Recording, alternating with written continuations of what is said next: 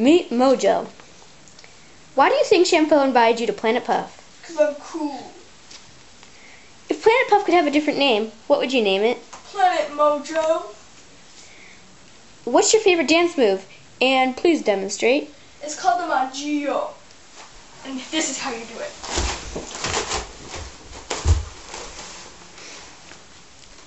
What's your favorite food?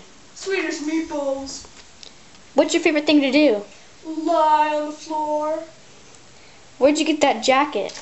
Long story. What are some words to describe yourself? Cool, groomed, awesome, fit, strong, muscular, and not fat.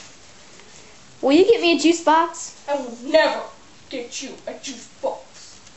If you could kick someone out of Planet Puff, who would it be? Veronica, because she litters broccoli in my hair. If you had to live on Earth, where would it be? Japan, duh. What's your grandpa's name? Bob. How many letters do you think are in the alphabet? 13, easy. How would you describe Walmart? I love it because it's my favorite store. What's your hobby? Lying on the floor. How do you think this interview went? It sucked.